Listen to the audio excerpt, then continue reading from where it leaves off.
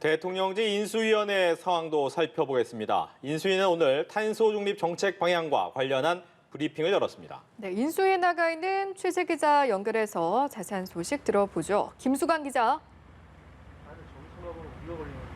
네, 인수위 기획위원회를 맡고 있는 원희룡 위원장은 오늘 탄소 중립 정책 방향과 관련한 브리핑을 열었습니다.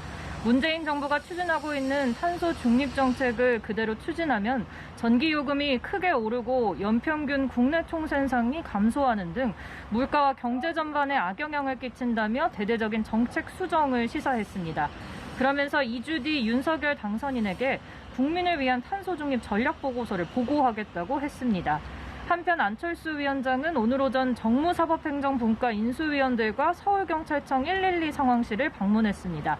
현장의 애로사항을 듣는 한편 범죄 예방 정책을 점검한다는 취지인데요.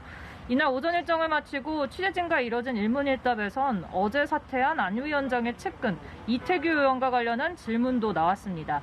이태규 의원의 갑작스런 사퇴 배경을 두고 앞서 발표된 윤석열 정부의 초대 내각 1차 인선에서 안 위원장 측이 배제된 것 때문 아니냐는 해석이 나온 바 있는데요. 안 위원장은 인선 과정에서 본인이 전문성 있는 분야에 대한 조언을 하고 싶었지만 그런 과정이 없었다고 밝혔습니다.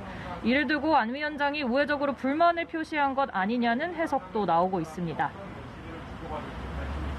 네, 이번에는 국회 상황도 알아보겠습니다. 검찰의 수사권 완전 박탈, 이른바 검수완박을 놓고 여야가 팽팽하게 맞서고 있군요.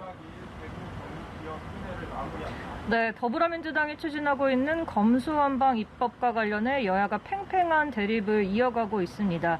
윤호중 민주당 비대위원장은 오늘 오전 CBS 라디오에 출연해 검수완박 법안을 이달 내 국회에서 통과시키고 다음 달 3일 국무회의에서 공포하는 일정을 목표로 하고 있다고 밝혔는데요. 오늘 오후 열리는 민주당 의원총회에서 관련 법안 처리 시점이 최종 논의될 전망입니다. 다음 달 윤 당선인이 취임하면 법안에 대한 거부권을 행사할 수 있는 만큼 문재인 대통령 임기 내에 법안 처리를 강행할 것이란 관측이 나옵니다. 이에 대해 국민의힘 권성동 원내대표는 먼저 검경 수사권 조정을 안착시키고 이후 검찰 수사에 문제가 있다면 여야 협의를 통해 고쳐나가자는 입장을 밝혔는데요. 그러면서 민주당은 검수 완박을 통해 권력 비리에 대한 수사 공백을 의도적으로 바라는 것이라고 주장하며 비판의 목소리를 높이기도 했습니다. 지금까지 삼청동 인수위에서 연합뉴스TV 김수강입니다.